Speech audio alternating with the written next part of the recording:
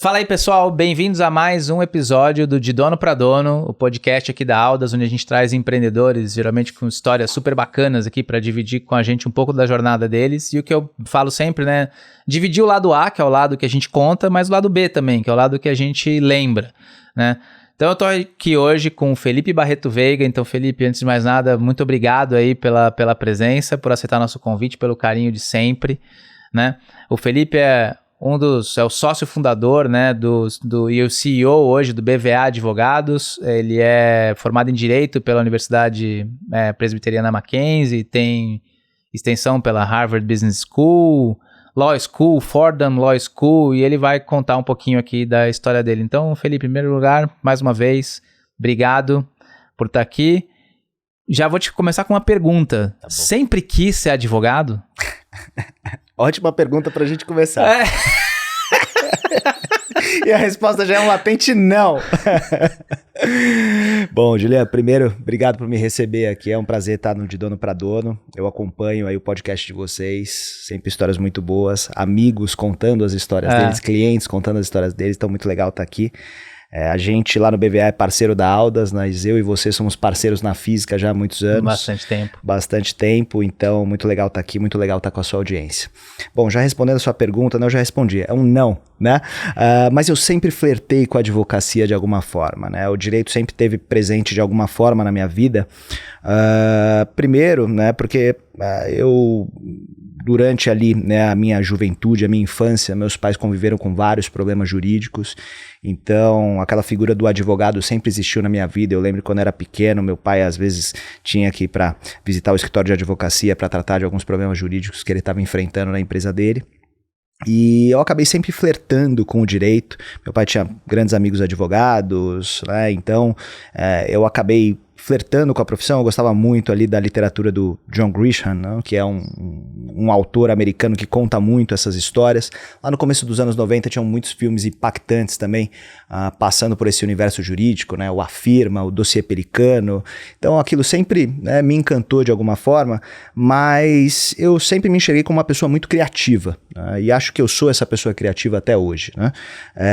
Mas à época, quando eu era muito jovem, né, 13, 14, 15 anos, o mercado publicitário ele me enche os olhos, né? E por quê? Primeiro, né, por todos os aspectos de criação e criatividade que você pode colocar dentro de uma atividade publicitária, né? Segundo, que o mercado brasileiro à época, lá nos anos 90, os grandes empresários da época, fora os industriais, fora as grandes famílias, os oligopólios que a gente tinha naquela época, eram publicitários, né? Então a gente tinha lá a figura do Nizam, né, a figura do Zezito lá da Z mais Grey, enfim, figuras muito importantes aí do mercado brasileiro que projetavam o Brasil para o exterior, tanto é que a propaganda brasileira foi vista por muitos anos como uma das melhores propagandas do mundo, né? E eu acabei acreditando que aquilo poderia ser o caminho ali do meu desenvolvimento profissional. Só que quando eu fui fazer cursinho, né, e fazer o cursinho para entrar na faculdade, meu pai acabou me dando um toque, né, na verdade, né, uma sugestão, uma recomendação ou um conselho. Eu acho que é o melhor conselho que meu pai me deu até hoje. Eu me inscrevi, né, nos vestibulares de Direito, de Publicidade e de Ciências Sociais, né? E por que Ciências Sociais? Né? Porque eu realmente gosto muito de estudar sociedade e comportamento, muito. E acho que são duas verticais ali que de alguma forma são capturadas pelo direito, né? Porque o direito ele é um reflexo da sociedade, dos usos e costumes, das práticas e também da publicidade, né? Porque a publicidade também, ela analisa muito o comportamento humano, né? Acho que a economia também faz... Explora muito. Explora muito, exato, né? E a economia acho que também faz isso, mas eu nunca gostei tanto assim, né, de matemática, né? Não é muito o meu perfil. E aí eu me inscrevi para os vestibulares da Faculdade de Direito, Faculdade de Publicidade, me inscrevi na SPM, Direito na PUC, Direito no Mackenzie, Ciências Sociais na USP. Passei em todos. E aí quando chegou o momento ali de escolher, né, eu não estava tão interessado em ciências sociais, essa é a grande verdade, então a escolha ficou entre direito e publicidade.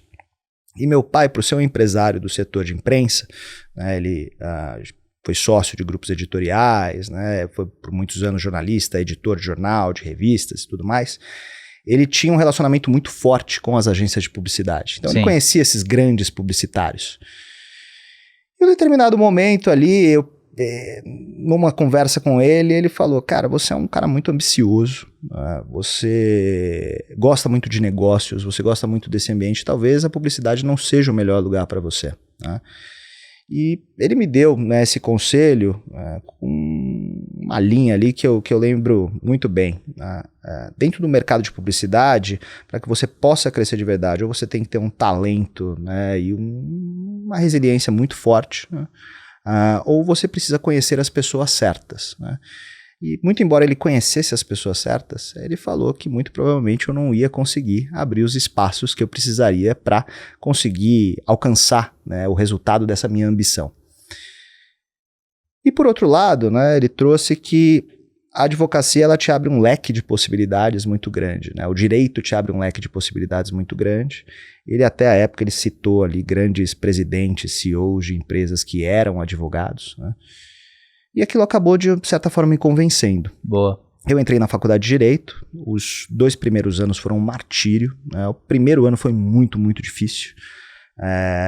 Não tinha nada a ver com aquilo que meu pai tinha me falado, que era uma profissão de negócios, era acompanhamento processual, fórum, barriga no balcão, casos muito pequenos, causas muito pequenas, mas o direito também é sobre decepção, né? Você tem que se decepcionar para entender como que você pode melhorar aquelas coisas, né? E a partir dali, cara, depois que passou aquele período super difícil dos 2 primeiros anos de faculdade, eu fui me encontrando, fui entendendo que sim, existia um direito, uma advocacia para negócios, uma advocacia empresarial, e eu fui encaminhando minha carreira para isso. E aí, no final do dia, cara, uma coisa que eu acho que eu já falei algumas vezes, tanto no privado quanto, né, em outros espaços como esse aqui, acho que foi um conselho muito feliz do meu pai, acho que foi o melhor conselho que ele me deu na minha vida. Legal. E daí você não começou empreendendo de cara, você foi para a carreira clássica do advogado, trabalhar em grandes escritórios, né? Como que surgiu esse momento que você falou assim, cara, putz, acho que tá na hora de eu começar a empreender, começar a montar meu próprio escritório? Como é que surgiu isso? Foi uma coisa que você procurou? Foi uma coisa que apareceu, né? Porque tem gente que meio que acaba sendo empurrado para isso, né? Como é que foi essa história? Existe o empreendedorismo de necessidade, né? Eu fui um desses empreendedores de necessidade lá atrás, quando eu comecei a empreender, lá nos idos, sei lá, de 2004, 2005. Eu, justamente por conta dessas questões econômicas, financeiras da minha família, eu tive que me virar muito cedo, né? E aí comecei a fazer pequenas coisinhas, né? Importei computador, peça de computador do Paraguai, tive uma empresa de ringtones, quando os celulares, né, vinham com aqueles ringtones de fábrica e você queria ter um ringtone customizado, personalizado, montei um negocinho desses que acabou não dando certo, tive festa rave, tive balada, enfim, eu tive que me virar, né? Então eu sempre tive essa veia empreendedora antes de entrar na faculdade de Direito, né? E aí quando eu entrei na faculdade de Direito, eu acabei trilhando, né, esse caminho dentro de escritório de advocacia, e aí eu trabalhei em escritório de pequeno porte por pouco tempo, de médio porte por pouco tempo, e nos grandes escritórios por bastante tempo. Eu formei minha carreira dentro dos grandes escritórios. E nesses grandes escritórios, a grande verdade é que você não tem muito espaço para intraempreender, né? Então aquilo acabou ficando uma vontade reprimida, mas eu tinha os meus side business ali. E na época, né, na faculdade, o pessoal dava risada pra caramba da minha cara, né? Porque dentro do direito você não tem esse espírito empreendedor, né? Você tem um espírito de carreira pública ou carreira privada, concurso público ou se desenvolver dentro de um escritório de advocacia, seja ele pequeno, médio ou grande. E aí, quando eu estava me formando na faculdade, eu acabei não sendo efetivado no escritório que eu trabalhava, um grande escritório, que eu tenho um carinho muito grande pelas pessoas, pelo próprio escritório, foi uma grande escola para mim. E foi por uma questão ali, não foi nem da minha performance, eu ia muito bem lá no escritório, era uma questão financeira da minha equipe era uma equipe não superavitária, para não dizer outra coisa, né? E não tinha espaço para efetivação de um estagiário para ele virar advogado. Então a minha chefe na época, a gente fez um combinado que eu ia buscar uma transição. Eu encontrei a transição num outro escritório dessa nova geração, que é o Batista Luz Advogados. Era um escritório ali de 15, 20 pessoas à época, capitaneado pelo Luiz Felipe, que virou um grande amigo. E ali eu conheci, né, um universo um pouco diferente daquele que eu estava habituado nos grandes escritórios, das grandes companhias, Vale, Petrobras, Coca-Cola, Suzano. era um universo de empreendedores de verdade, né? Muito parecido com os meus primeiros clientes na advocacia, que era o pessoal voltando do exterior com ideias, ou gente aqui tentando desenvolver pequenos negócios de tecnologia. E lá no Batista Luz eles tinham, né, essa vocação de atender esse perfil de empresário. E aí quando você vê esse perfil de empresário, que é muito diferente, né, de um presidente de conselho, de um CEO de companhia, de um diretor jurídico, de um general counsel, de uma grande corporação, você começa a ver que você é muito parecido com eles. Sim. Né? E você começa a se identificar. Né? E aquilo acabou, né, de alguma forma, despertando esse lado de forma mais acentuada. E à época, né, o Luiz Felipe ele queria desenvolver a área de propriedade intelectual dentro do Batista Luz, então eu acabei sendo um intraempreendedor lá dentro. E poucos meses depois, cara, nessas ironias do destino, a minha chefe, lá no Veirano, resolveu montar o seu próprio escritório. E como eu era uma pessoa de muita confiança dela, e tecnicamente eu era bom, ela resolveu me convidar para ser um sócio júnior fundador, um co-founder com ela, né, um founding partner, como a gente diz na advocacia. E foi um convite que eu fiquei muito feliz, né? Eu tinha acabado de me formar, enfim, já era professor no Mackenzie, professor assistente no Mackenzie, tinha meus negocinhos ali, e eu fui. Né? E aí esse foi a minha primeira iniciativa empreendedora na advocacia de fato. Né? E aí foi uma trajetória super legal, curta, mas super legal. Esse escritório que a gente montou, o Provedel Advogados, ele foi muito feliz em carteira de clientes, a gente conseguiu expandir ele razoavelmente, chegamos ali a umas 12 pessoas, 15 pessoas, a gente começou em 3, 4. Esse escritório foi reconhecido pelos principais rankings internacionais muito rapidamente, um trabalho muito bem feito da minha sócia à época. E esse escritório recebeu uma proposta para ser incorporado por outro escritório, um outro grande escritório, né, um escritório de ex-membros ali do Veirano, né, que foi onde eu conheci essa minha sócia quando ela era minha chefe. E dentro desse processo ficou claro que eu não ia ter muito espaço, né, nesse escritório que estava nos incorporando, estava nos comprando. E aí, Julian, acho que naquele momento, né, eu tirei a minha roupa de empreendedor, botei a minha roupa, né, de advogado associado de novo e voltei para o mercado porque não ia ter o espaço que eu esperava. E eu já tinha uma carteira de clientes boa na época, enfim, acabou que não fez sentido eu ir para esse outro escritório.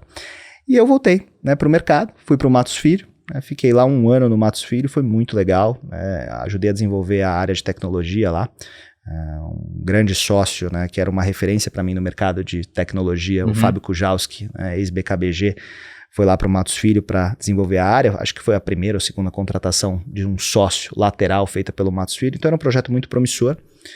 A gente atendeu grandes contas lá, o Netflix, legal. Facebook, contas muito bacanas, só que voltar para o mercado corporativo de Big Law mostrou para mim aquilo que eu não queria mais fazer. Né? E uma vez que eu entendi o que eu não queria mais fazer, ficou claro que o caminho era tentar empreender de novo, dessa vez de forma independente, sem o apoio de uma sócia sênior, que era minha chefe, né? Sem o glamour de tudo isso. Né? E aí surgiu o BVA. E aí eu resolvi montar o BVA. E isso foi quando, mais ou 2015. menos? 2015. A ideia do BVA, ela surge enquanto eu tô ainda no Matos Filho, né? Só que eu não sabia exatamente como executar ela, né? E ali eu demorei 1 ano, né, para refletir, pensar como ia funcionar, desenvolver uma espécie de plano de negócios, né, rascunhar algumas ideias, né, criar ali um verdadeiro balão de ensaio. Legal. Né? E aí, 1 ano e pouquinho depois, em outubro de 2015, eu monto o BVA. Legal. E aí são quase 9 anos. Pô, então ano que vem 10 anos. Ano que vem 10 Quando anos. Quando você olha para o que você desenhou no seu business plan lá, se é que você desenhou, né? E mudou tudo, cara. Se é que você criou essa linha, como é que você compara o business case que você desenhou com o que está acontecendo na real, assim? Como é que está sendo essa jornada aí? Cara, está sendo muito legal. Mudou tudo, tá? A grande verdade é que eu abri o escritório com uma intenção de um dia ser full service, né? Tá.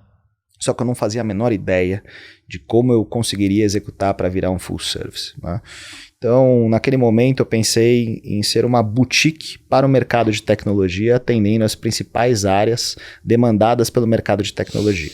Venture Capital, sim. Propriedade intelectual, sim. contratos. Esse era o grande foco do escritório. Ou seja, já não era mais full service, era meio que limitado para uma vertical. Assim, exato. Eu vou jogar nesse nicho aqui, vou escolher um nicho. Era uma boutique setorial. Que em 2015, 2016 ali, né, o setor de tecnologia estava começando, né, muitos investimentos começando a vir, esse negócio de startups começando a tomar um pouco mais de corpo, né, o mercado era muito menor antes disso, né? Muito menor, né? Então, primeiro os grandes escritórios, os médios escritórios, os escritórios tradicionais, eles torciam o nariz para clientes desse setor, principalmente quando eram startups. Porque contas pequenas, pouca capacidade de pagar. Pouca grana, né? Enfim. É uma combinação difícil, né? Porque são temas complexos com um cara que tem pouco dinheiro. Exato. Né? E é uma relação de longo prazo e esses escritórios, né, eles já têm relações de longo prazo com grandes companhias. Sim. E, enfim, tem um volume de oportunidade alto para eles. Custo de oportunidade alto. E aí, eu montei algo para ser uma boutique setorial voltada para aquele setor. Sim. Qual que é o ponto, né? A advocacia é uma profissão de fidúcia, de confiança. Né? Então, chega um determinado momento, e eu só fui perceber isso no BVA, mas isso já acontecia antes na minha carreira, você acaba sendo enxergado como o trusted advisor do cliente. Né? E aí o cliente não quer saber se você é especialista em tributário, ele confia em você. Então ele vai te passar um assunto de societário, um assunto de trabalhista e vai pedir para você conduzir. E só se você não conseguir realmente executar aquele trabalho é que ele vai buscar uma solução alternativa. Sim. Né? Até porque essa fidúcia, essa confiança demora para ser construída. Né? Pode demorar uma semana, pode demorar um mês, pode demorar 10 anos, mas uma vez que ela é conquistada, é difícil você olhar para o lado. Né? A gente vê que no mercado da advocacia você tem, né, fora ali a questão dos bids, né, ou das RFPs, você tem pouca movimentação das principais contas. Por quê? Porque o cliente já confia, já conhece, ele não quer mudar de casa. Esse é um grande desafio até que os profissionais que saem de uma casa onde eles já são estabelecidos e tentam montar a sua própria e ir para outro escritório, têm uma certa dificuldade para transferir, tombar a carteira de cliente. Por quê? Porque o cliente, né, já está acostumado ali a trabalhar com aquela casa. Existe uma relação pessoal, mas existe uma relação institucional também. Existe uma relação institucional com a casa também. E aí, naquele momento, né, a gente estava pensando em atender esse mercado. Só que aí o cliente começou a pedir coisas de trabalhista, começou a pedir coisas de tributário, começou a pedir coisas relacionadas à auditoria. Então a gente começou a abrir o nosso escopo e a gente trabalhava muito com parceiros. Só que existe um grande problema de trabalhar com parceiros, né? Você não consegue implementar uma cultura, você não consegue implementar uma metodologia de trabalho unificada, uniformizada. Então você vai perdendo velocidade, você perde qualidade e de alguma forma você vai deteriorando aquela fidúcia que o cliente tem em você. E advogado é um bicho complicado, né? Se você não está na mesma casa, embaixo do mesmo teto, embaixo do mesmo regramento, da mesma governança, pode acontecer algumas peripécias, né? De um parceiro tentar atender um cliente seu sem você saber num determinado assunto. Acontece essas coisas, né? Então a gente começou a perceber, né, e aí os 2 primeiros anos do escritório foram muito importantes para isso, que a gente tinha uma vocação para atender os clientes em outras áreas, eles confiavam na gente para fazer isso. E aí chega um segundo desafio, né? Como eu trago pessoas, como eu desenvolvo outras áreas para conseguir atender o cliente totalmente dentro de casa, né, inaugurando novas áreas, oferecendo um cardápio de serviços cada vez maior. E aí os 2 primeiros anos ajudaram a gente a entender o que a gente deveria fazer nos anos subsequentes. Legal. E a partir ali de 2017, 2018, a gente toma uma decisão de virar um escritório full service. Claro, não o full service que a gente tem, né, no mercado, que tem 40, 50 áreas, mas um full service pelo menos nas principais áreas de prática, né?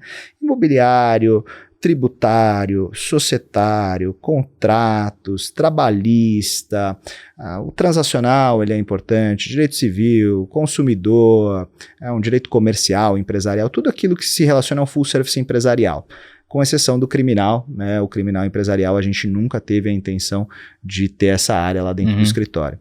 E aí o desafio de montar essas áreas, né? Porque cada área que você monta, eu estou empreendendo de novo. Então, recentemente, a gente inaugurou a nossa área de DCM, Debt Capital Markets, né? Faz mais ou menos 1 ano e meio. É uma área que está indo muito bem, mas eu me sinto exatamente quando eu estava montando o BVA. Estou começando do zero. Estou começando do zero. Tá? Legal. Então, e qual é o tamanho hoje? Qual é o tamanho da equipe hoje? Hoje a gente está com 70 e poucas pessoas, uns 40 e poucos advogados. E quantos sócios? 4 sócios. 4 sócios. 4 sócios. O partnership, então, tem 4 pessoas, ou tem mais gente no partnership? Na verdade, são 4 sócios de capital e a gente está abrindo uma partnership agora, e no final do ano a gente vai trazer as primeiras pessoas que vão ter ali um vesting de 3, 4 spoiler anos. Aqui, a turma tá sabendo que vai ter. A turma tá sabendo. Boa. A gente já falou no offsite e, cara, isso mostra, né, como a gente enxerga o escritório, né? A gente nunca montou, eu não montei o escritório para ser um escritório de dono, né? Então, o nome do escritório é BVA, que significa Barreto Veiga Advogados, né? Mas o mercado não conhece a gente como Barreto Veiga Advogados, né? Não é um escritório que a placa é o nome do fundador, né? A gente sempre pensou no escritório com governança, a gente trabalhou muito nos nossos acordos de sócios, a gente tem uma transparência brutal lá dentro do escritório, a gente tem dashboards espalhados pelo escritório todo com os números, até minha copeira sabe quanto eu faturo, porque a gente acha que realmente esse engajamento, essa transparência, elas são muito importantes, principalmente no ambiente da advocacia, que é cheio de silos de informação, onde as pessoas não sabem o que está acontecendo, e por isso o advogado é um bicho desconfiado, ele fica cada vez mais desconfiado, ele começa a olhar para fora, né, começa a olhar para o lado. E a gente conseguiu construir um ambiente diferente. E aí, como os sócios, né, eles realmente cresceram muito, né, foi uma máquina de aceleração para todos os sócios do escritório, a gente percebeu que a gente conseguia também acelerar a carreira de outras pessoas, e isso ia gerar valor para elas e valor para a firma e, consequentemente, para a gente.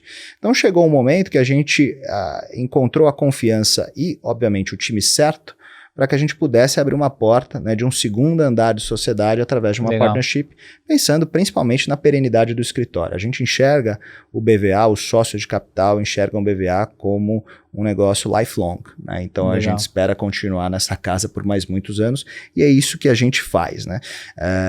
Todos os dias. E é uma pegada muito diferente, né? Até pegando a tua pergunta, né? É uma pegada muito diferente daquela que eu tinha quando eu desenhei o plano de negócios. Eu queria um negócio rápido, acelerando, muito no espírito de startups, cresça a qualquer custo. Hoje a gente cresce bastante, né? A gente tem um CAGR, aí, uma taxa média de crescimento anual de mais ou menos 50%, então é um número alto. Ano passado a gente ficou abaixo disso, na casa dos 30%, mas está bom demais para o nosso mercado. E o que a gente, né, o ritmo que a gente tem hoje é completamente diferente do que eu tinha lá em 2015. As ideias são diferentes, os conceitos são diferentes, e confesso para você, Julian, muito melhores. Muito melhores. Boa. E, cara, vocês estão num momento, né, o segmento de direito, advocacia de maneira geral, serviços profissionais de maneira geral, mas acho que direito mais, né, que está sendo bastante questionado do ponto de vista de tecnologias novas, IA, e mesmo no ambiente onde a gente acabou gerando mais proximidade, que é no ambiente de M&A, né? A gente tem se questionado muito essa história de como que tecnologia, como IA vai mudar esse universo. Eu duvido que alguém tenha uma resposta hoje, né? Todo mundo tem muitas perguntas ou muitas ideias do que pode fazer, e tem um monte de gente experimentando, né? Vocês estão experimentando com isso lá? Já experimentaram, não experimentaram, vão experimentar? Como é que você está vendo essa história, né? Porque acho que isso, de certa forma, vai moldar os próximos 10 anos, de algum jeito ou de outro, né? A gente tenta não embarcar nos modismos, né, nas tendências de mercado desta forma, né? Mas quando a gente olhou para a inteligência artificial, a gente entendeu que existia, sim, algumas características que poderiam beneficiar o nosso negócio, principalmente para tarefas extremamente manuais, e que não valham o custo e o tempo de um advogado trabalhando nesse tipo de demanda. A gente, e aí, isso mostra um pouco a característica do escritório, a gente tentou desenvolver uma startup chamada Agreed, que era uma espécie de uma inteligência artificial muito rudimentar para automatização de contratos de baixa complexidade. Então o cliente ia entrar lá na nossa plataforma, ele ia preencher uma espécie de um formulário, que ele ia ter um acompanhamento ali, como se fosse algumas guidelines ali para preencher aquele formulário, e essa plataforma ela ia cuspir um contrato simples para ele. Um contrato de prestação de serviços, um NDA, às vezes até uma term sheet, né, de uma operação de venture capital, né, que pode ser um pouco mais padronizada, não precisa ser tão customizada como de uma transação de M&A. E aí a gente rodou esse projeto, cara, por 1 ano e meio, a gente desligou ele no final do ano passado. Por quê? Porque quando a gente iniciou o projeto, a gente nem chamava de inteligência artificial, tá? A gente chamava de automação de contratos.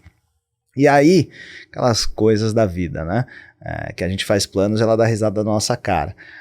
Tudo ia bem, todo mundo achava a plataforma muito legal dentro do escritório. Para algumas pessoas que a gente apresentou fora, a gente não tentou captar recursos para ela, a gente não saiu, não foi fazer roadshow, não foi fazer pitch, nada disso. Mas a gente estava com 6, 7 meses no meio do desenvolvimento da plataforma, com uma empresa de tecnologia que virou nossa parceira dentro desse projeto. E aí vem a tal da notícia do ChatGPT, né, e da OpenAI e tudo mais. E eu lembro que foi, se eu não me engano, outubro, ou setembro ou outubro de 2022. Cara, aquilo sacudiu o mercado de uma forma. E aí eu olhei para o meu sócio na época, né, o Lucas Franzói, um amigo queridíssimo, e falei, cara, fudeu. Isso aqui vai engolir a gente.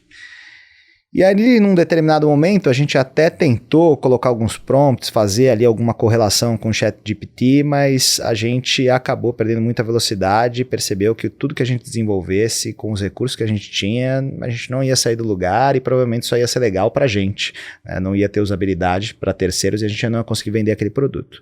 No entanto, aquilo abriu uma ideia dentro do escritório, de que a gente realmente precisa ter processos cada vez mais automatizados, sem a interferência, sem a necessidade de você envolver uma pessoa naquilo.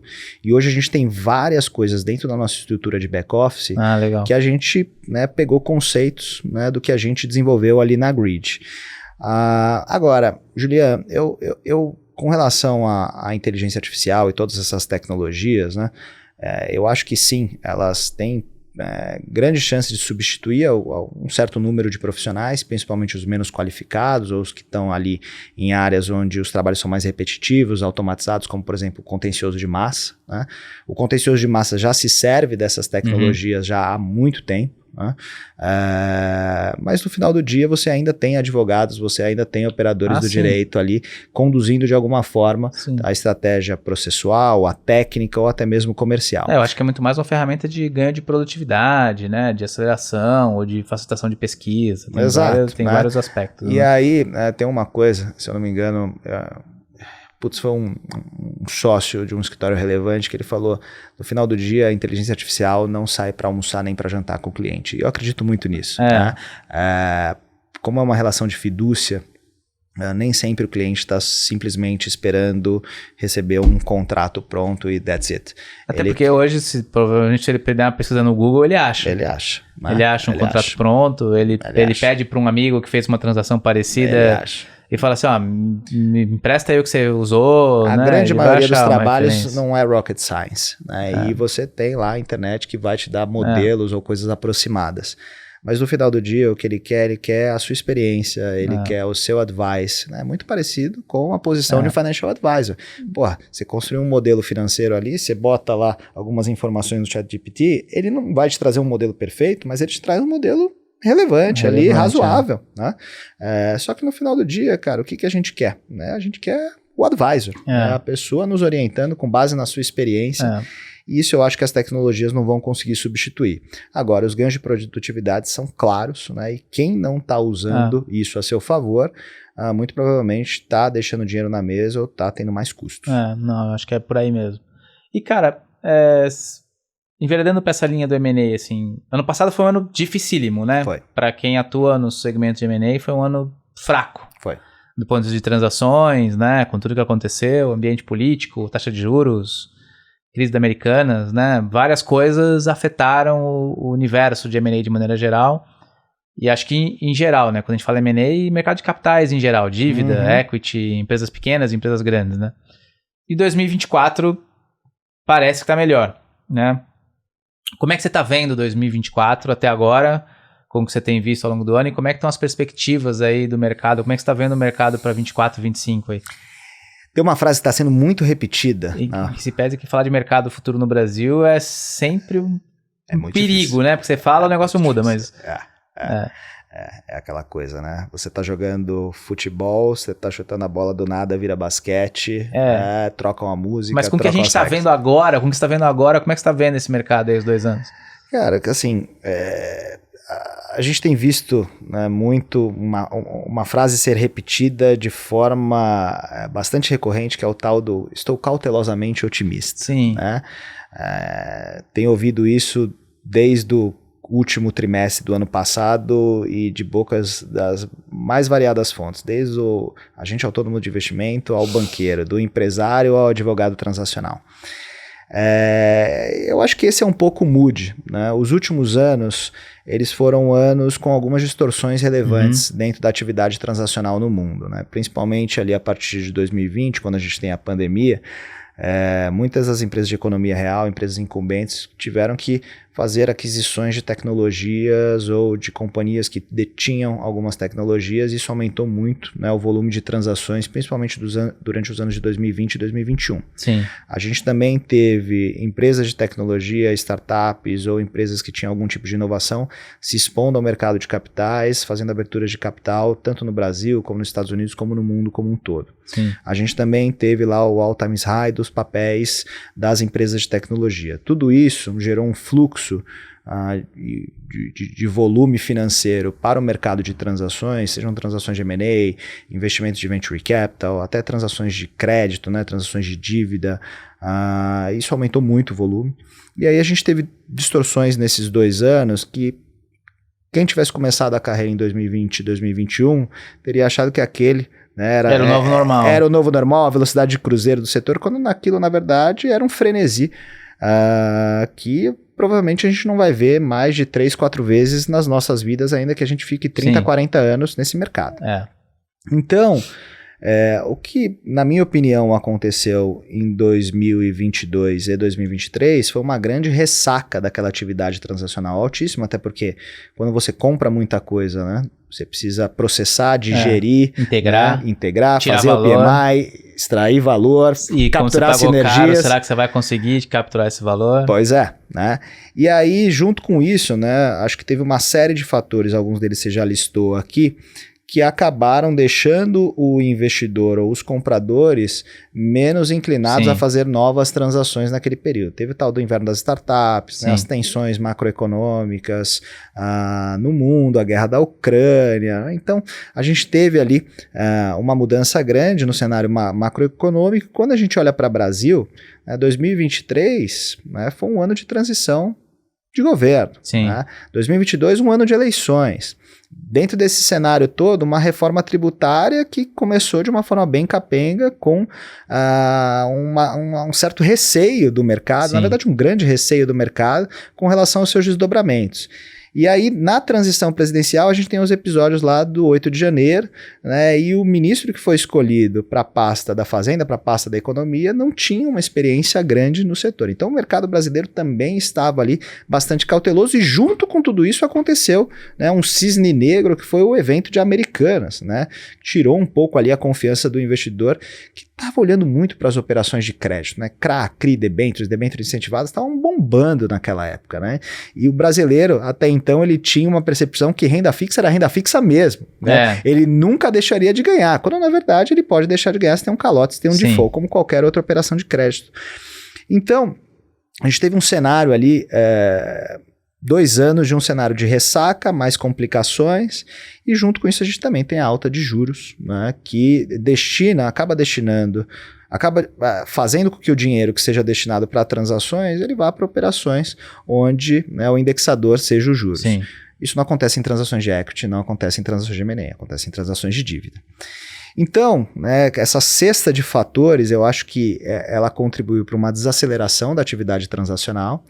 E aí, em 2024, né, o que está se esperando é que, uma vez que existe, né, uma demanda reprimida dentro das transações, tanto de M&A como de abertura de capital, né, 2024 possa ser um ano onde isso vai começar a retomar padrões de normalidade, padrões de retomada. E aí existe uma expectativa grande, principalmente para os IPOs, tanto na Bolsa Brasileira como na Bolsa Americana. Né? A gente teve aí semana passada, ou retrasada, a abertura de capital do Reddit, né, que teve uma valorização do papel ali de cerca de 50%. no dia da abertura do capital. A gente tem IPOs que estavam parados desde 2021, né, que a expectativa dessas companhias era abrir capital em 2021, 2022, mas a janela fechou, que já existe um conceito do mercado que esses IPOs devem acontecer esse ano, no mais tardar no primeiro trimestre do ano que vem. Você já tem os grandes players de mercado, como Itaú BBA, BR Partners, né, e outras grandes casas com um consenso nesse sentido. E aí, né, quando a gente olha para a nossa pequena cozinha lá no BVA, né, imagino que na Aldas vocês estão sentindo a mesma coisa, desde o segundo semestre do ano passado, mais precisamente a partir do quarto trimestre do ano passado, a atividade transacional voltou a acontecer. Né? Então, novas term sheets na rua, processos de M&A que estavam parados ou andando de lado voltaram a andar com velocidade, muitas consultas de clientes acontecendo, isso não somente dentro do M&A, no Venture Capital, no Private Equity e também no DCM. Legal. Então, tudo indica, né, que o tal do cautelosamente otimista é o mood correto, né, e eu acho que a gente deve esperar um 2024 com uma retomada gradual das transações, mas acredito, né, que se essa retomada gradual acontecer esse ano, provavelmente 2025 vai ser um ano bem interessante, não igual 2020, não igual 2021, mas um ano ali que provavelmente a gente vai ter um volume de transações alto e possivelmente grandes valores envolvidos, né? Porque isso é importante no nosso mercado também. Não adianta só rolar o M&A da padaria ou o M&A de R$1 milhão, né? E as grandes transações também são importantes, elas movimentam os ponteiros. Boa. E nessa linha, assim, para a turma que não quer perder essa janela, porque esse mercado é um mercado de janelas, né? O que geralmente vocês têm visto lá, que é onde o pessoal escorrega mais? Quais as cascas de banana que a turma tem que evitar, né? A gente tem uma pancada que a gente fala lá na Aldas, que são mais no aspecto financeiro, de negócio, mas do lado jurídico, onde que a turma vacila mais? Putz, tem muita coisa, né? Depende muito do perfil da empresa, da indústria, mas existe ali uma semelhança muito grande nas empresas brasileiras com relação a algumas práticas, né? O tributário, contábil, fiscal, principalmente no middle market, está sempre muito bagunçado. Ou existe um planejamento tributário equivocado, ou existe recolhimento equivocado de tributos, às vezes nem por má fé, às vezes nem por um planejamento tributário errado, mas é aquela coisa da empresa de dono, né? E aqui no podcast de Dono para Dono a gente sabe muito bem que isso acontece, né? A empresa, ela serve os anseios e o interesse do dono até que, né, em algum determinado momento chega o comprador lá tentando comprar. Problemas trabalhistas, né, a gente teve, principalmente ali depois da MP da Liberdade Econômica, que virou a Lei da Liberdade Econômica, a gente teve uma tendência, né, e da reforma trabalhista que a gente fez lá nos idos do governo Michel Temer, a gente teve um movimento muito grande da tal da pejotização. Então, muita gente que antes só contratava funcionário CLT para se esquivar de qualquer tipo de risco de configuração de uma relação de trabalho, perdeu, né, esse receio e acabou pejotizando, e hoje a gente tem estruturas, empresas que tem 90%, 100% da folha como PJ, sendo que esse é um número, né, que provavelmente não faz muito sentido, e quando você olha lá no detalhe, boa parte daqueles colaboradores não tem nenhuma característica de PJ, é tudo funcionário mesmo. Tá? Tem um tema que também ficou latente aí nos últimos anos, ele não gera grandes prejuízos numa transação de M&A, mas ele acaba desacelerando o projeto, principalmente se o comprador for um enterprise ou uma companhia aberta, ou uma companhia de alguma forma sujeita a uma atenção especial da mídia especializada, que são as questões relacionadas à privacidade e proteção de dados. Sim. Né? Em transações com players europeus, eles se preocupam muito com isso, porque as multas da GDPR, né, que é a LGPD deles lá, elas são muito altas. E aí, quando a gente vai para a indústria, né, a gente tem as questões de ambiental, imobiliário e tudo mais. Agora, tem uma questão que é bem recorrente, que é o societário, né, Julião? O societário, a não ser que a empresa realmente tenha investido em governança, ela já tenha passado por uma captação com um investidor de mercado que trouxe algum nível de governança para a companhia, é muito natural que a empresa não tenha nem acordo de sócios, né? E aí, às vezes, tem 1, 2 sócios lá pendurados que já não estão mais no dia a dia do negócio, só estão recebendo dividendos. E dura que esse negócio é fácil de resolver e a turma releva, né? A importância dos acordos de cotista, do acordo de sócio. E aí chega uma proposta... Devia ser parte na minha visão, devia ser parte do pacote básico. Quando um contrato social bate na junta comercial lá, se não tivesse um acordo de cotista junto, eles não deveriam aceitar. O cara deve falar assim, volta, Me entrega o enxoval básico de um contrato social e um acordo de cotista, porque senão, amigo, não vai rolar, né? Porque, cara, é uma coisa simples pra resolver e que dá uma dor de cabeça danada. Quando resolve a dor de cabeça, a dor de cabeça é séria, né? A gente tem uma experiência boa, né, com uma história dessa, né? É, algumas, né? Pra não dizer que tem algumas experiências boas. Tem uma que eu acho que foi muito marcante, que foi aquela transação que a gente fez com aquela instituição financeira, né? Aquele banco, e a gente estava lá no fechamento, na sala do lado rolando o fechamento de uma outra transação no mesmo contexto, que quase não fechou porque o sócio não tinha uma cláusula de drag along, e o sócio minoritário que já estava fora do negócio tinha brigado com o fundador da companhia e falou, não vou assinar. 0,000% lá, e o cara falou, não vou assinar. Não vou assinar. Um dia de, sei lá, 300 milhões de reais, que ia mudar a vida de todo mundo ali, né? Uma empresa boa, qualificada, um comprador de primeiríssima linha, e o cara basicamente sequestrou a transação e falou, não vou assinar. Ou você me paga mais, ou eu ganho um prêmio aqui para assinar, ou eu não vou assinar. Todo mundo assinado, faltando só a assinatura do cara. Então, o societário é uma questão bastante recorrente. E é engraçado, Julian, que muitas vezes a gente vê boas companhias, né, que estão navegando nesse universo da tecnologia, dos grandes empreendedores, flertando com fundos de investimento de venture capital e tudo mais, e quando a gente abre o capô lá, puta, não tem acordo de sócio, ou acordo de sócios às vezes é um e-mail, são umas coisas assim meio bizarras, mas muito sintomáticas do empreendedor brasileiro. Quando você olha para o mercado americano, né, o empreendedor de tecnologia, o empreendedor de startups, né, no mercado americano, ele já nasce com esse enxoval que você comentou. Ele já tem lá o documento de formação da empresa e um shareholders agreement. Eu acho que tem uma característica, cara, que é assim, ó, é muito comum lá fora você ser sócio de pessoas que você não era amigo. Ou sócio de pessoas com as quais você não tinha um relacionamento prévio à sociedade. Claro. Né? E por que isso? Porque os juros é desse tamanho. Porque os juros é desse tamanho, o cara acaba se conhecendo na faculdade, ou acaba se conhecendo num ambiente ali propício, e o cara vira sócio por uma questão circunstancial de terem as competências para o negócio, né? Sim. Aqui no Brasil, essa história da sociedade, ela geralmente envolve pessoas que talvez não sejam amigas, mas que envolve já um relacionamento pessoal pré-existente. E o brasileiro é muito melhor de relacionamento. E o brasileiro é muito melhor, ele confia muito mais nesse tipo de coisa do que do lado formal, né? Ele confia muito mais no poder das relações do que no poder dos contratos. Sim. Né? Então, acho que isso favorece essa situação de que lá fora você não tem muita dessa situação, porque, cara, as pessoas não se conheciam antes, então a maneira, né, é meio que razoável que elas tenham esse tipo de discussão, e aqui não, né? E você tem a cultura do venture capital muito mais forte lá no mercado americano, né? Principalmente nas economias mais desenvolvidas, mas no mercado americano, né?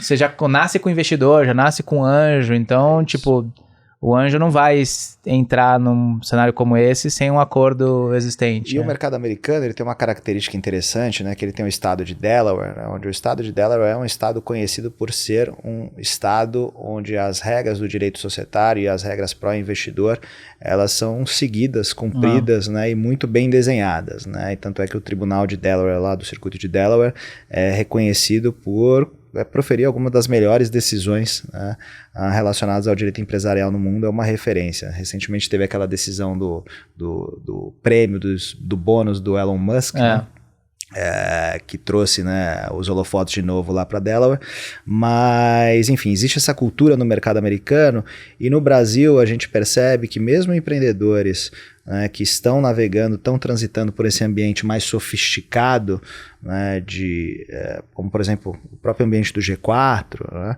né, muitas vezes eles deixam esse assunto de lado. O brasileiro, eu acho que ele tem uma questão, né, que tá até na nossa bandeira, né, ordem e progresso, né? O brasileiro realmente inverte isso, né, o progresso e depois a ordem, e eu acho que o empreendedor tem que fazer isso mesmo, mas chega um momento que você precisa botar a ordem na casa. E aí, o que normalmente o empreendedor brasileiro faz, ele só coloca a ordem na casa uma vez que chega uma oportunidade. Então, chegou um comprador, bateu na porta dele, aí sim que ele começa a se preocupar com isso. Quando, na verdade, se ele tivesse começado a fazer esse trabalho durante ali a velocidade de cruzeiro dele na companhia, ou quando ele pensou pela primeira vez em ir para mercado para fazer um M&A, as chances dele conseguir organizar e capturar mais valor na transação de M&A seriam muito maiores. Muito maiores, é verdade. E às vezes ele perde oportunidades por não estar pronto, né?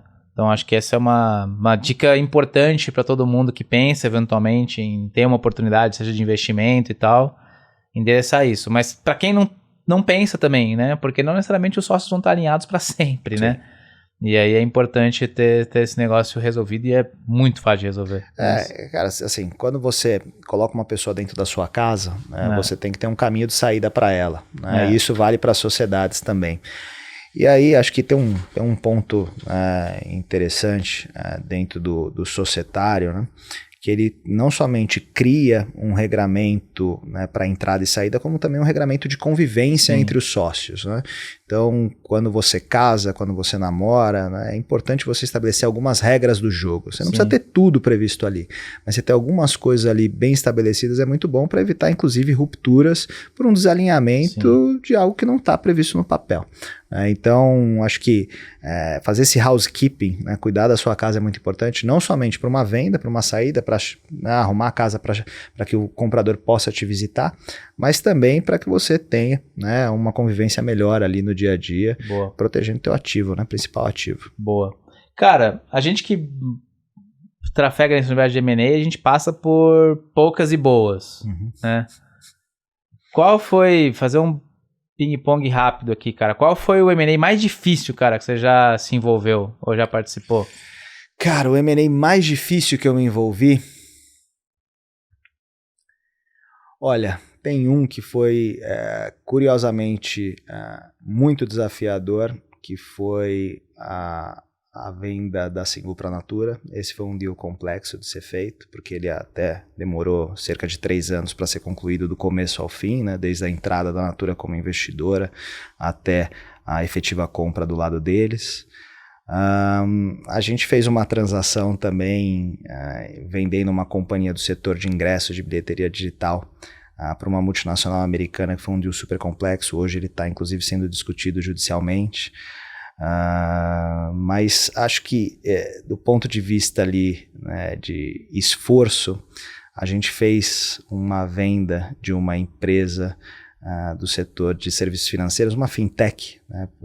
Eu prefiro até não falar nomes aqui, mas foi uma transação super complexa, porque primeiro que o empreendedor era muito metódico, né? Então ele tinha ali, ele estava muito sozinho naquela transação, os sócios dele não estavam muito apoiando ele dentro daquele movimento, e era um cara que trabalhava bastante de madrugada. Eu sou um cara que gosta de trabalhar de madrugada, mas ele só trabalhava de madrugada, e foi um processo de M&A, cara, que a gente teve um desafio muito grande entre o signing e closing. Por quê?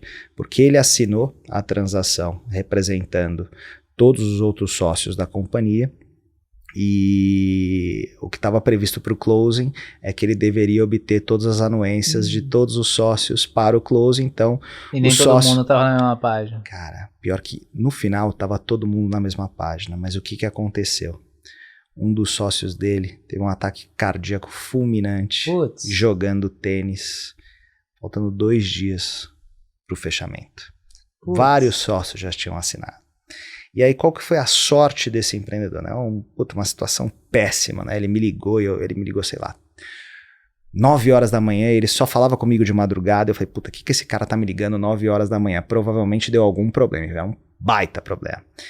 E aí, a sorte dele é que a esposa desse sócio também era sócia na companhia. E ela sabia do contexto da transação. Ela, na qualidade de meeira dele, né, ou seja, uma das herdeiras desse sócio que faleceu, ela sabia do contexto da transação. Então, por mais difícil que tenha sido a conversa com ela, né, para pedir a assinatura dela representando o marido dela que tinha acabado de falecer, não foi uma grande surpresa para ela. E aí a gente consultou alguns escritórios, passou algumas semanas, o comprador não estava muito confortável no começo dela assinar pelo esposo falecido, né, ali dentro de um ambiente de espólio, mas no final a gente conseguiu fechar a transação e foi muito legal porque o nosso cliente, né, que indicou esse cliente, foi o Ale Liuzzi, né, o Alexandre Liuzzi, que é um super empreendedor. No meio desse caminho todo, ele estava vendendo a remessa online para o Ebanks, né, uma transação super relevante.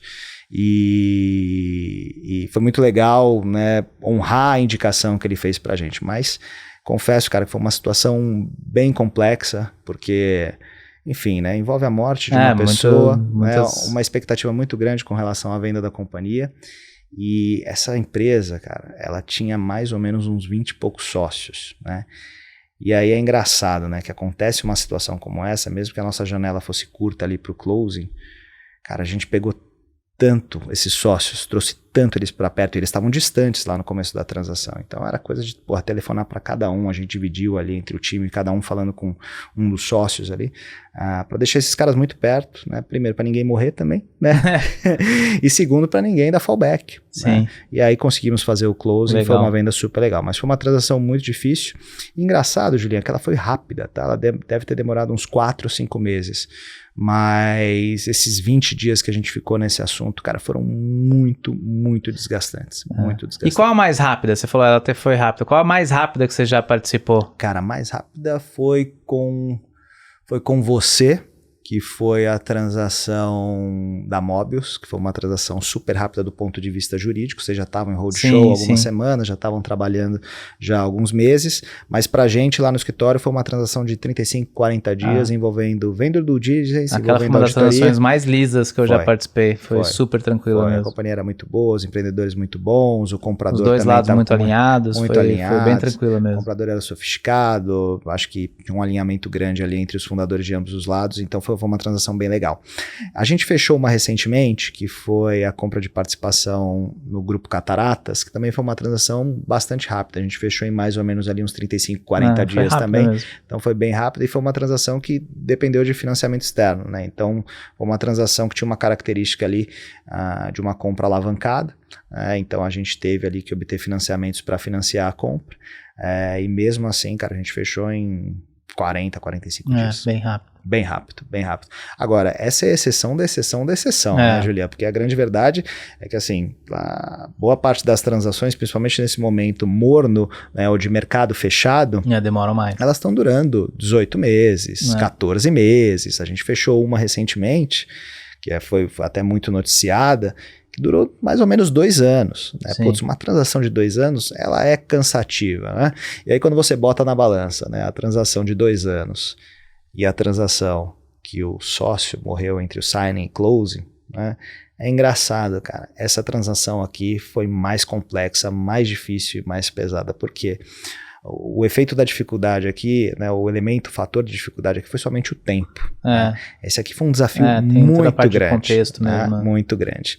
E aí teve uma transação também que foi interessante, né? A gente falou dela aqui, de Singu e Natura, que foi uma transação também complexa, porque logo depois que a gente fechou o deal, foi um dos primeiros deals fechados na pandemia, a gente teve desafios ali relacionados a, primeiro, a figura, né, do Thales ali como empreendedor na companhia, né, porque no final ele estava sendo atacado por um influencer, né, que era um desafeto dele na época.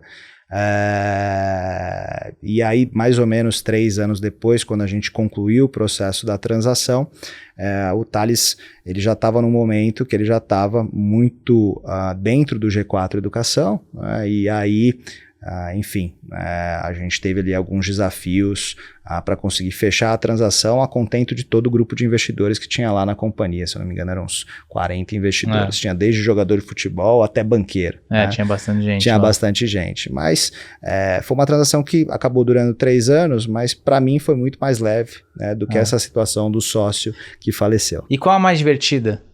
Puta, mais divertida, cara. Porque a gente também se diverte nas transações, saem boas... Saem ótimas. Saem boas relações, ótimas piadas, ótimos causos. Tem muito caos.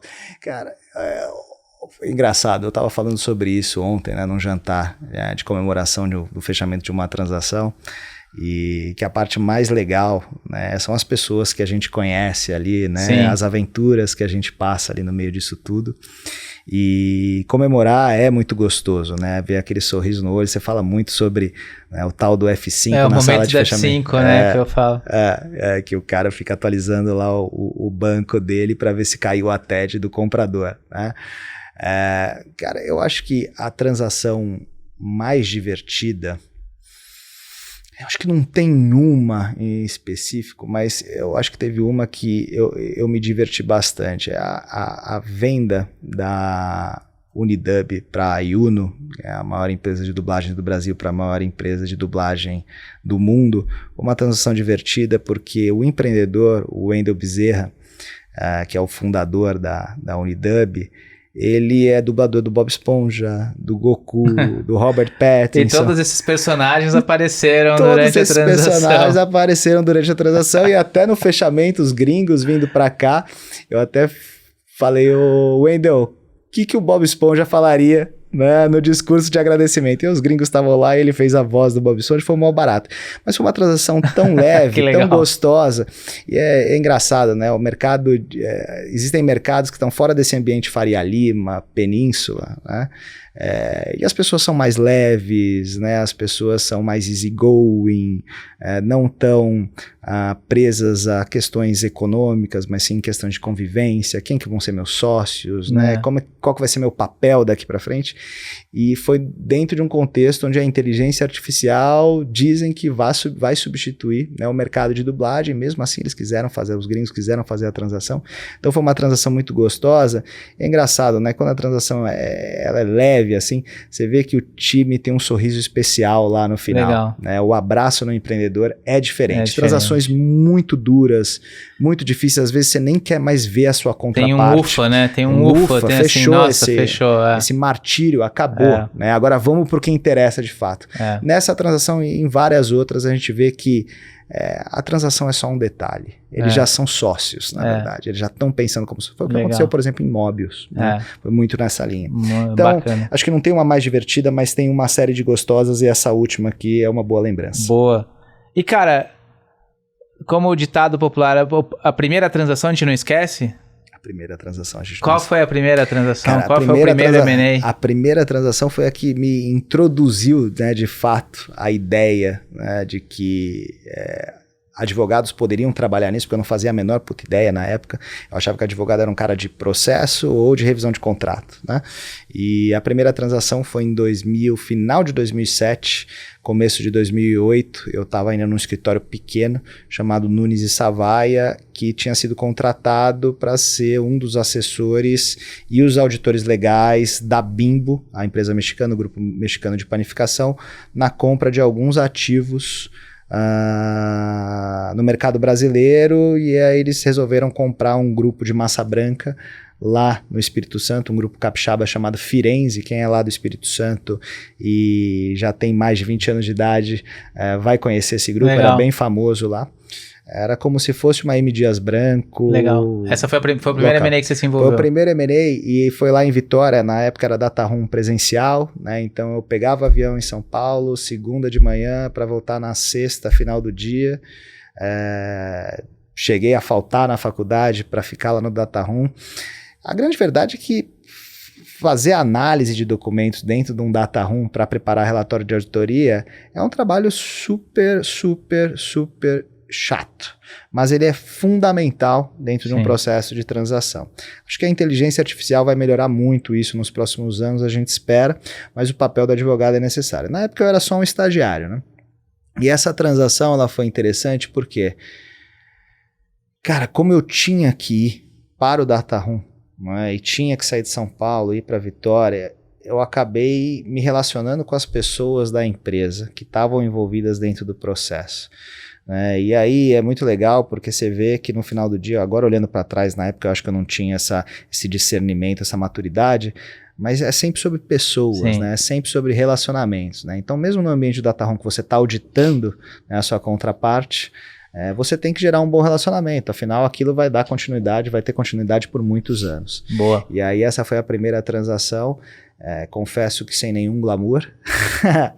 Era hotel ruim, cadeira 47 do avião, comendo hot pocket no jantar, no almoço nem existia. Não, pô, M&A raiz, pô. Mas, Cara, eu acho que isso foi fundamental para eu não ter aquela visão distorcida de que o M&A, né, ele é um universo não de é glamour, Suits, né? Não é Suits. Não é o que tá lá na série. Não é, de longe não é. E aí os americanos brincam que M&A é misery and agony, né? Miséria e agonia.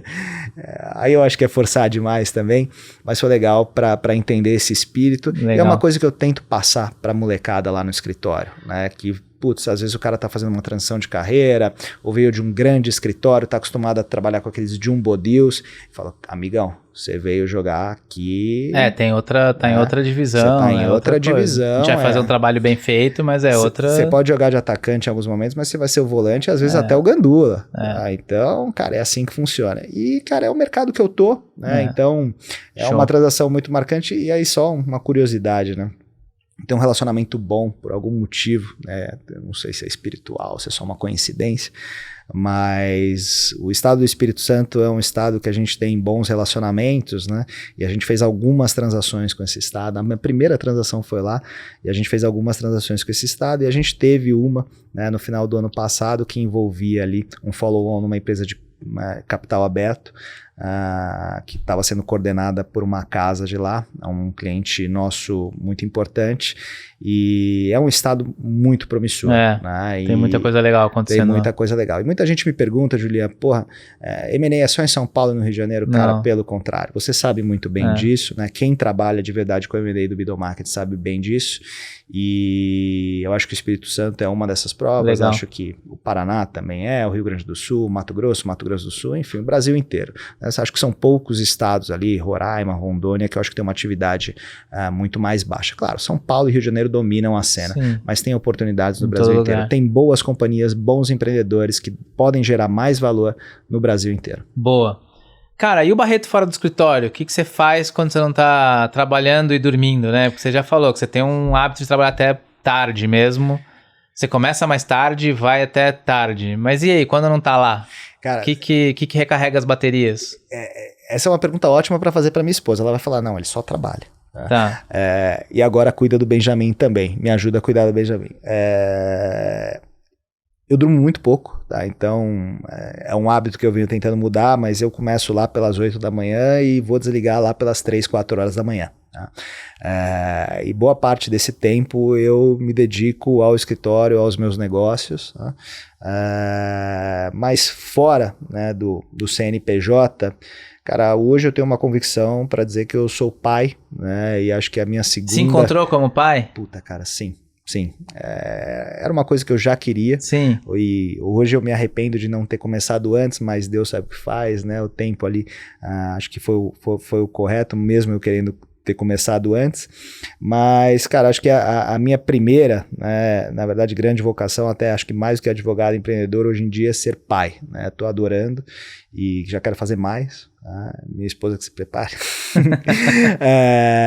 Mas, cara, além disso, eu gosto muito de estar com bons amigos numa mesa de restaurante, tomando um bom vinho, gosto de jogar tênis, gosto de fumar charuto, gosto de jogar pôquer, adoro jogar pôquer. Aliás, a gente se conheceu no pôquer há 10 anos atrás. Eu gosto de gente. E eu gosto muito de história, sabe? Eu gosto muito de aprender com os outros, ouvir as histórias. Eu acho que o charuto, o vinho, eles permitem que esse ambiente aconteça, né? Não que seja necessário, né? A gente aqui acho que nunca fumou um charuto junto, nunca tomou eu não um bebo, vinho junto, não você fumo. não bebe, né? E a gente conta história pra caramba e se diverte pra caramba. Mas eu gosto dessa prosa, eu gosto de estar com amigos. Esses encontros permitem, né? Essa troca. Permitem. E aí, acho que... eu acho que isso tem muito a ver também um pouco com o meu momento de vida, né? Com essa, sendo pai agora, né? Ser empresário mais consolidado, com um escritório mais consolidado, o que a gente está buscando é sempre se cercar de pessoas bacanas ali. E aí eu não tenho um super hobby como ser triatleta, né, maratonista, nada disso, né? Então eu gosto de estar perto de boas pessoas ali, gente bacana. E cara, eu acho que nisso eu tenho muito sucesso, né? Eu estou cercado de gente boa, gente melhor que eu, que me ensina, me ajuda, né? E alguns deles, boa parte deles vira cliente, então é bom demais. Show! Não vou perder a chance, cara. Já aprendeu a comprar carro, Barreto? Que filha da mãe. Eu achei Já que você não ia me fazer essa aprendeu pergunta, a comprar carro? Não. Porque, cara, a gente tem uma certa diferença. Não, rivalidade não. Não, uma diferença de opinião fundamental. Já aprendeu a comprar carro direito? Mas aquilo que você gosta é carro mesmo? Tem 4 rodas, tem volante. O Juliano tá brincando aqui porque ele é um Beamer, ele adora BMW, né? E eu sou um cara de Mercedes, especificamente AMGs, né? E ele gosta das motorsports da BM. Cara, Mas o último carro, o penúltimo, não sei porque você trocou, depois que virou pai trocou, mas o penúltimo carro... Foi uma BMW M. Foi uma série 7, 4.4 V8 biturbo, me rendi, né? Viu? Aprendeu, tá aprendendo. A sedução das BMWs, cara, gostei bastante, mas gostei tanto que vendi ela 6 meses depois. Mas não porque, não porque o carro é ruim, pelo contrário, o carro é muito legal, mas, cara, a sensação de dirigir um AMG com aquela posição de corrida, aquele motor V8 gritando, se possível aspirado, pra mim é surreal. Mas... Tá preparado já pros carros elétricos com barulho de aspirador de pó? Não, isso pra mim é celular com roda, tá?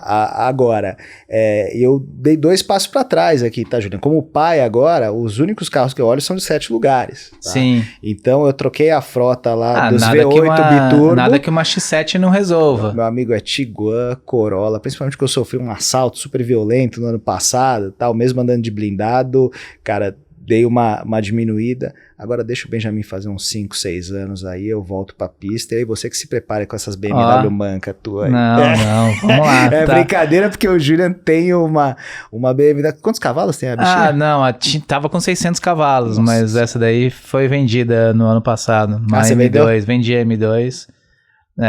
Uma delícia de carro, um dos carros mais legais que eu já tive pra dirigir, assim, o carro é excepcional. Aquele bicho com 600 cavalos. Acho que pra elas, o único carro mais legal do que aquele tinha sido a M5 V10 mesmo, que aquele carro é histórico, né? Histórico. Comprei aquele carro porque ganhou o prêmio de melhor motor da história, já realmente era uma coisa diferente você dirigir um carro V10. E você ainda ganhou dinheiro com esse carro, né? Ainda ganhei dinheiro com ele. Mas tem coisa melhor. Não é pra isso que a gente faz, né? Mas é gostoso. Isso aí é a desculpa que a gente dá pras esposas pra poder continuar comprando, né? Pra você ter o argumento de defesa de que você não tá empatando dinheiro, perdendo não tô jogando dinheiro fora, não, né? E não tô só comprando veneno pra montar à vontade, porque deu dinheiro. Risos. É isso. Legal. Ótimo. Cara, hoje você já é um cara que muita gente te procura, empreendedores te procuram, você é super ativo em mídias sociais, a turma te procura para perguntar sobre como empreender na área e tal. Para a gente ir para as considerações finais, que mensagem você deixa para quem está querendo empreender, seja na área de direito, seja fora? Que geralmente você fala para essa galera? E daí você tem uma frase, alguma coisa que te marca, que você fala sempre? Quais as mensagens aí que você quer deixar pra galera que tá acompanhando a gente aqui? Juliano, eu acho que eu tô com 37 anos, né, e acho que eu cheguei aqui, né, num ambiente da advocacia, que é um ambiente tradicional, de muitos anos de casa, onde você precisa de gray hair, né, cabelo branco, para você conseguir se destacar.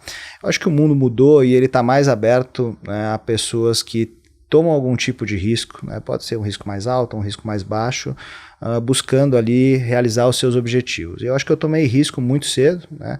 Muito porque no começo não foi um empreendedorismo de oportunidade, ou uma tomada de risco de oportunidade, sim por necessidade, né? E aquilo eu fui me habituando com aquele cenário de risco e eu fui aumentando ele, claro, sem perder a mão também, sem tomar risco desproporcional. Então eu acho que, cara, se você quer fazer alguma coisa, se você quer empreender, se você quer, né, realizar um objetivo, um grande objetivo, né, a depender aí das suas proporções, cara, tome o risco, vai pra cima, putz, eu quero sair de escritório para montar o meu. Cara, tenta, né? Avalie as condições ali, construa uma reserva de segurança, construa um mínimo planejamento e, cara, e execute, vê se você dá certo nisso. Putz, eu quero deixar de ser empreendedor, quero deixar de ser celebra de uma companhia para virar artista plástico. Cara, vai, a vida é uma só, a gente tem que ser feliz, né? E aí, eu acho que tomar risco é uma coisa muito importante. Na advocacia isso é mais latente, porque o advogado é um bicho programado para não tomar risco, né? Mas isso você faz com relação aos seus clientes. Se você fizer isso na sua vida, cara, você não vai se movimentar, né? Então a dica é, cara, tome risco, né? E calibre bem esse risco de acordo ali com a sua realidade e com os seus anseios. Uma frase que eu gosto muito, cara, e é uma frase que me marcou muito, desde os meus 22, 23 anos de idade, é uma frase do Sêneca, que inclusive é a frase que eu concluo, né, a minha aula lá na imersão em M&A do G4, que é uma frase que diz que sorte é você encontrar uma oportunidade para a qual você esteja preparado, né? E eu acho que é uma frase muito sucinta do Sêneca, mas que ela tem conceitos muito valiosos, né? Sorte, na verdade, ela não existe, né? A sorte é você estar diante de uma oportunidade que você realmente possa abraçar e transformar aquilo numa realização. Então a preparação ela é muito importante. Isso mexeu muito comigo, por quê? Porque eu vi essa frase, né, a primeira vez que eu vi essa frase, eu não conhecia Sêneca na época, né? Hoje eu sou um cara bem estoico, mas na época eu não conhecia, eu só conhecia a escola de pensadores, né, antigos, e aí eu vi essa frase estampada ali num negócio que era do meu ex-sogro à época, né, o Paulo Ricardo, que foi um cara que começou a trajetória dele como catador de latinhas e acabou como presidente de um dos maiores grupos farmacêuticos do Brasil e fez a venda desse grupo para a CVS Pharmacy americana. Então um cara que saiu do nada e chegou lá. E ele era um cara que se preparava muito para tudo. Ele gostava de jogar futebol, ele, levava chuteira, caneleira, assim, o cara era engraçado a figura dele, mas era um cara muito preparado, assim. E aí, cara, a grande verdade é que você tem que se preparar para as oportunidades. Boa. Porque se chega uma oportunidade e você não está pronto, isso é muito latente no M&A, né, Juliano? Quantos empreendedores a gente vê que não conseguem vender sua empresa ou nunca vão conseguir vender sua empresa porque não se preparam. É verdade. Né? Então, acho que esse é o grande mote da minha vida e eu espero que estar transmitindo ele não somente para os meus clientes, mas também para minha turma lá no escritório. E, cara, acho que é uma coisa tão verdadeira que eu pretendo passar isso para o meu filho, quero que ele se prepare para aquilo que ele quiser ser. Então, sorte é encontrar uma oportunidade para que você esteja preparado. Então, se prepare. Se prepare. Né? Cara, e quem quiser acompanhar mais o que vocês estão fazendo lá no BVA, te acompanhar mais, onde é que te acha nas mídias sociais? Como é que faz para te acompanhar? Momento Merchan, né? Momento Merchan. Primeiro, acho que é importante falar que no Instagram eu não tenho perfil influencer, tá? Eu posto lá minhas coisas pessoais, abro a caixinha de perguntas de vez em quando e comento sobre o mercado como um advogado curioso, entusiasta do assunto, né? Então, mas vocês podem me seguir no @Fe_Veiga, Fe_Veiga no Instagram, e no LinkedIn é só botar lá Felipe Barreto Veiga na barra de busca que você me acha. Quem quiser conhecer mais sobre o escritório, o Instagram é o @BVALOL ou, né, dentro do LinkedIn, BVA Barreto Veiga Advogado, você vai encontrar a gente lá e você pode se atualizar. E aí, Juliano, acho que dentro desse universo aí de redes sociais, né, acho que tem uma característica ali que eu acho que o advogado tem que ter, eu acho que essa é uma coisa valiosa aqui para deixar ao final. Eu não acredito no advogado que super se expõe dentro das redes sociais, né? Eu acho que se ele quer vender curso, esse tipo de coisa, acho que faz sentido. O advogado tem que estar trabalhando, né? A gente é um bicho que a gente vai afiando o machado, quanto mais a gente trabalha, mais expertise a gente adquire, né, para passar para os nossos clientes, né? Não existe certo ou errado, mas eu realmente acredito que na profissão que a gente está, numa característica consultiva, trabalhando em questões sofisticadas e complexas, o nosso tempo tem que estar dedicado para networking, negócios e afiar o machado na técnica. Boa. Então, por isso que eu não sou esse advogado influencer, apesar de ter lá meus 13 mil e pouquinhos seguidores, que não é nada, mas nunca fiz um arrasta para cima, nada disso. Boa. Não, Barreto, super obrigado pela presença aqui, pelo carinho mais uma vez. A gente podia ficar falando aqui um mundaréu de tempo, né? Mas valeu aí pela presença, valeu pelos negócios que a gente tem feito junto nesse tempo todo, né? E obrigado mais uma vez pela presença, parabéns pela trajetória. Acho que o pessoal vai ouvir bastante de você nos próximos anos e do BVA aí também. Obrigado, Juliano, obrigado. Cara, eu acho que se a gente ficasse falando mais aqui, provavelmente a gente ia ter que tomar cuidado com os NDAs que a gente tem assinados, né? Porque a gente tem muita história para contar. E, cara, foi um prazer estar aqui com você, é um prazer ter essa conversa. Me senti muito à vontade, como se a gente estivesse conversando no nosso dia a dia. Aliás, a gente vai sair daqui e já vai falar sobre mais coisas, né? Tem algumas coisas para resolver. Tem algumas buchas pra gente resolver, né? Mas foi um prazer estar aqui, cara. E parabéns aí pelo que vocês estão fazendo na Aldas. Parabéns aí pelo podcast de Dono para Dono. Muito legal ser convidado aqui. Enfim, Gostei demais, parabéns aí e um abraço para sua audiência também. Valeu. Pessoal, para quem acompanhou a gente em mais esse episódio de Dono para Dono, valeu pela presença. Acompanhem a gente no @aldas_, né? Lá no meu Insta também, no @juliantonioli. Acompanhem o que a gente publica na Aldas, né? E até a próxima. Valeu!